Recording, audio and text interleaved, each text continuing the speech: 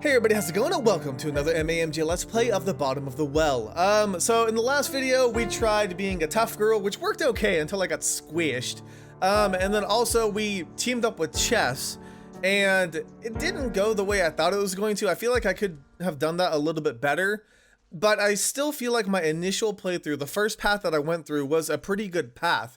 But a lot of you guys have been playing this game, a lot of you guys have been really enjoying this game, which is awesome. I'm so glad. I was really worried since there was so much reading that you guys might not be into it, but it seems like everybody is, which is awesome.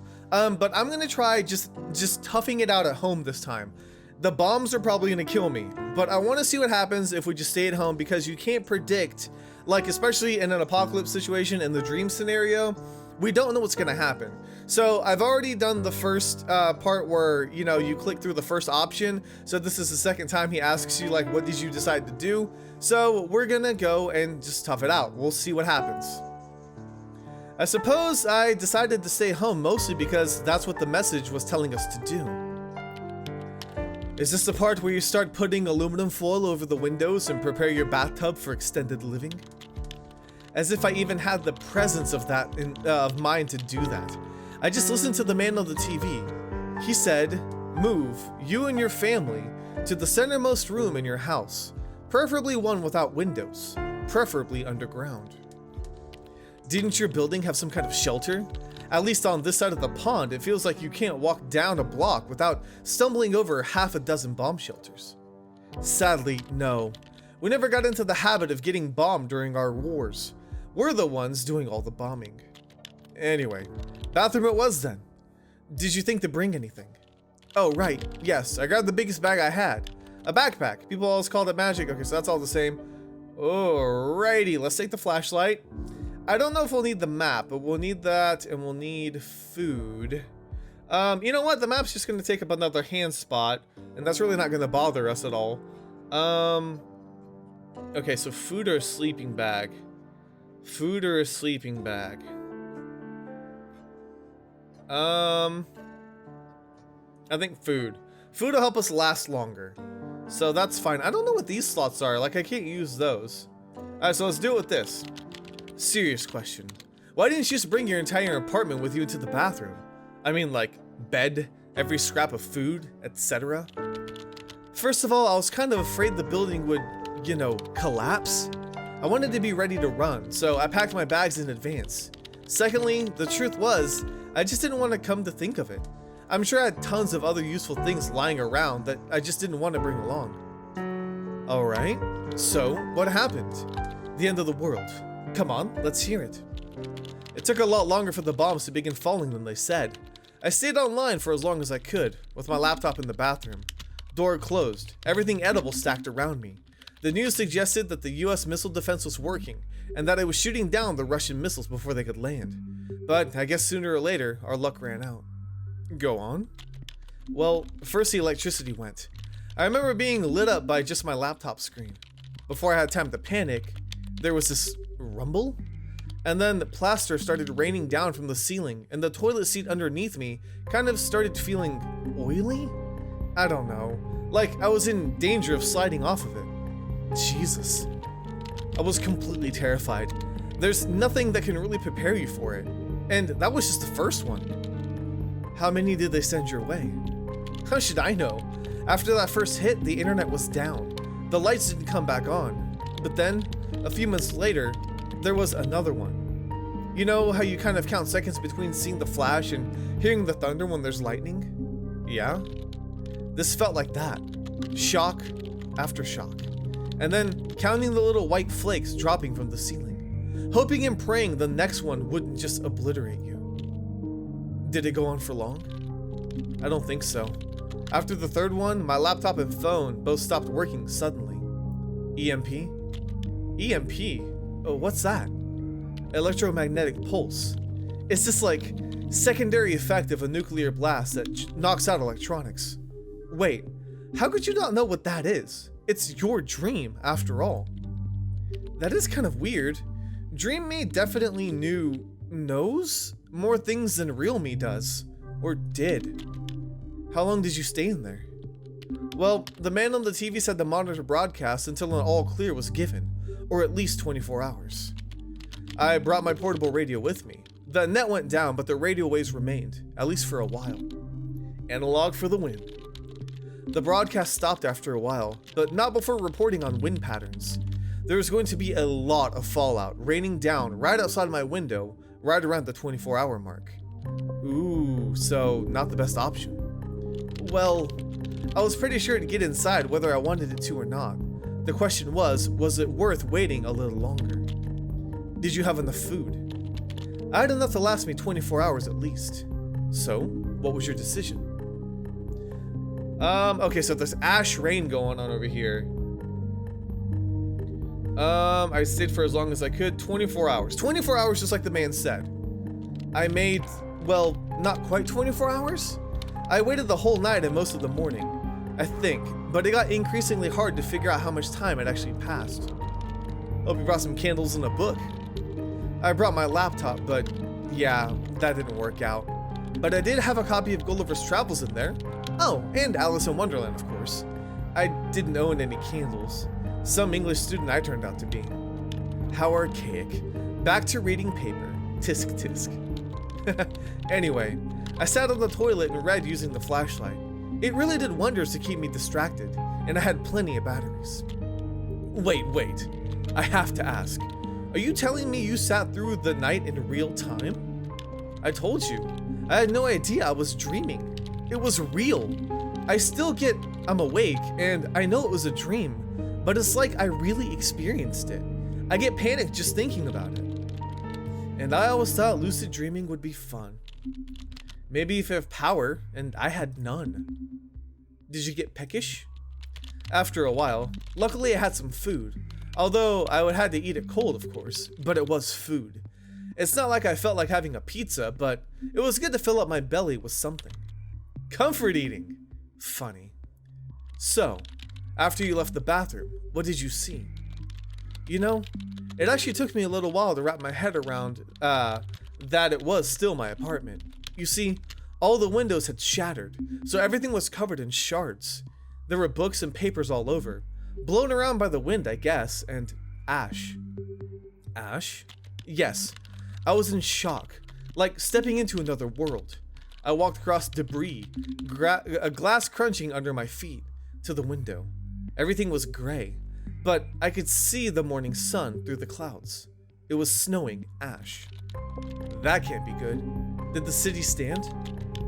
I think the city was making most of the ash. I could see smoke rising from what little horizon I had visible from my apartment, and it smelled of burnt and smoke outside. But it was also eerily quiet. But what'd you do? I coughed up my living room? Seriously though. Yeah, anybody else? Let's see if anybody else is still alive. I went out to the corridor and called. No one answered. I knocked on a neighbor's door, but there was no answer from there either. But then I thought I heard them leave the day before. Do you know anyone in the building? No, not really. But I still tried knocking on everybody's door. I mean, I know I wasn't the only one who stayed inside. Did you find anyone? Let me finish. See, the thing I realized was that I just got lucky. I found an open door halfway down the hallway, facing west. All my windows face east. It wasn't just open, it was blown open. Oh no. I peeked in, calling out a hello, and find myself looking out at nothing. You know, no walls, no floor, barely any roof left. No windows, no people, kitchen cabinets hanging loose above the abyss, that kind of thing. And beyond, nothing. Just ruins and fire. The whole downtown area gone. There was a thick, ashy snow falling everywhere, a lot of it drifting inside. A sudden gust suddenly blew a faceful of it at me, and I gasped. Ah, crap! We just sucked in ash! That's not good! That doesn't sound good. My stupid self was standing there, mouth agape, staring. So of course I got a lungful of it. Idiot me. Yeah, that's not good. I can't really do the sight justice though, and I don't blame Dream Me for staring. Dream You isn't you? She is and she isn't. It's hard to explain. Anyway, did you find any other survivors? I did, after a while. I actually bumped into one other person who was doing the same thing I was. His name was Ross, although I think he was Italian. Anyway, I was just so happy to find I wasn't the only one alive. We hugged, and he just exhumed this cloud of dust. When I started coughing, he explained he had gone into some of the destroyed rooms to try to look for survivors, but that half the building was at least pretty much destroyed. Oh jeez. But there was more than just two of you. Yes, we gathered at the bottom floor, a little group of us. Ross, me, an old lady from the ground floor, a family of 2 kids, the night janitor who had hidden in the broom closet when the bombs hit. No one was badly hurt, but we were all coughing from the ash. Weren't you worried? I mean, about radiation. I didn't really have time to be worried about radiation. We were more worried the building would collapse on us. I mean, half of it was already gone. Okay, so what did you do with your little group? Well, first we all sat down and exchanged stories of our survival, speculations on the causes of the attack, all that. It was the most natural thing in the world. But soon enough, we needed to make a decision. Ross said I was the last person he'd found alive in our building. I think we should go. If we stay put, nobody's gonna come and save us. Let's go. Let's put some distance between us and Ground Zero. I argued strongly that we needed to leave right then and there. But what? But they wanted to stay. The family? With the child? He started feeling bad, nauseous, and diarrhea. He wasn't in any shape to walk anywhere, they said. So what did you do? Okay, let's stay then. We all sat down and talked about what to do, and I suggested we'd stay at the apartment or somewhere close to it. How come? Well, if the house hadn't fallen yet, it probably wasn't going to fall. And besides, we could stay in the lower levels. We could pool all of our food and maybe go through the empty apartments for more. It wasn't stealing. I mean, this was survival. But the ash, the radiation. Yeah. I'm not saying it was actually a good idea. At least we got to rest. The thing was, the family with the kid was getting really sick, throwing up, clammy skin. It was pretty gruesome. We were all actually getting pretty ill. Radiation poisoning? Yeah. And you? How were you feeling? I felt nauseous and dizzy. And? Well, we spent the day looking through the rest of the apartments, gathering some food, medicine, and water. The boy wasn't getting any better, and neither were the rest of us. I think it started to dawn on us that there would be no rescue. What did it look like outside? Like a war film. Worse was the cries through the night, of pain. I don't know if it was from the people trapped or just people in pain. We didn't do anything about it. Why not? There was nothing to do. Alright, so what did you do next? Oh, and then you're gonna leave? I decided to leave on my own. They weren't surprised. There had been a couple of others who had also gone off on their own after they'd found them. This is a suspiciously involved dream, you know. Tell me about it. So what next?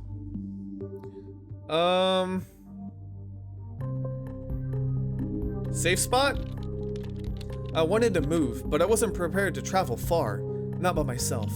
What did it look like? The streets? Awful. Ruined buildings everywhere, charred by fire, most of them. We had to pick our way between cars and debris and bodies. There were so many bodies. It makes me sick just to think about it. Must have been pretty difficult to travel. Yes, although it was oddly inconsistent. I think my building was the last one directly affected by the blast. About a block in the opposite direction, there were mainly intact buildings. As much as you could call them intact, I guess, but still standing. What about the others? Were there any survivors on the streets? Yeah, there were others. A lot of them were a lot worse off than me. Some were blind, others were burned, broken, or in shock. There just wasn't anything I could do. Where was the government? I don't know. No one knew. I hadn't heard a single ambulance siren since the event. For all we knew, there was nothing left. Did you find anything? I ended up in an apartment building a few blocks away. It was actually Chess's building. Chess? My boyfriend. In the dream, I mean. It was weird. Were you close? I don't know how to answer that, but I guess we were pretty safe. Sorry, this is, I think this is all the same. I just don't want to skip too far because last time I messed it up. Did you have the key? Of course not.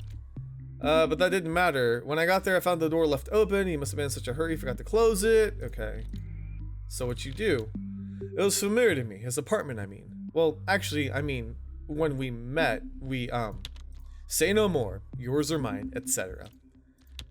Okay, so he had some food I could eat. Fresh fruit, that kind of thing. So I availed myself to that. There was a sofa, and I took a nap. Sounds like you struck gold. It was interesting. Or weird to be there. He had these pictures of his sister and him everywhere. I didn't really notice them before. She was in a wheelchair in most of them, and on his fridge was a post-it with her address and phone number. He must have really cared for her. I wasn't thinking past tense. I took the post-it. I'm not even sure why.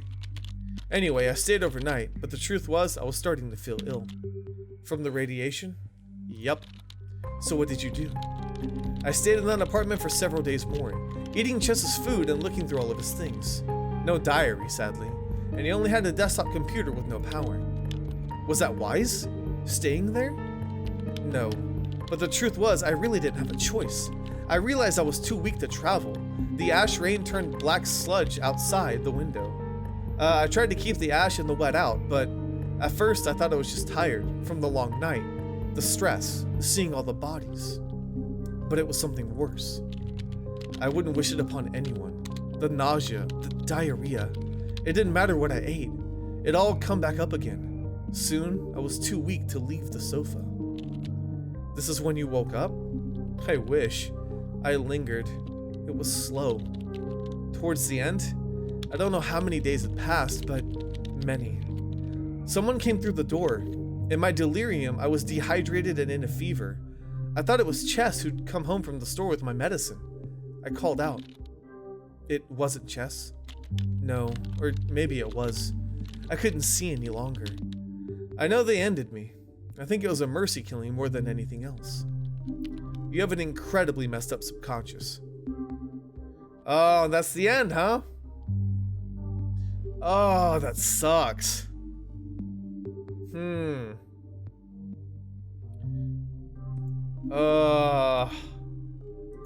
Okay. I don't think I have enough time to do another full playthrough, but what I want to do is instead of like, I'll do everything the same in the apartment complex, but I'll leave as soon as we have the option to see if we have more strength to find out who was there. Again, it might not change anything, but I want to give it a shot. That way we have a little bit more to this episode and we've exhausted a couple more options. Okay guys, so I kind of lied. I tried it again, but apparently you just end up dying in the apartment anyways. But this part where it says I died, wait, this is weird. I don't think she said that before.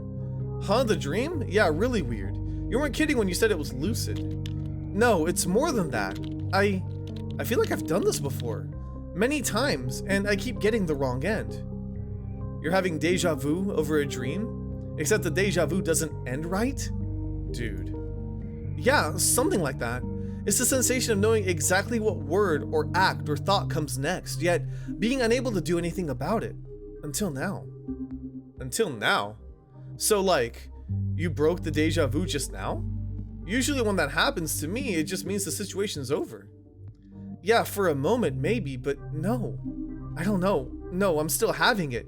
Deja vu. God, this is annoying. Well, maybe you'll dream it next night again anyway. That's the good thing with dreams. You can always dream them again.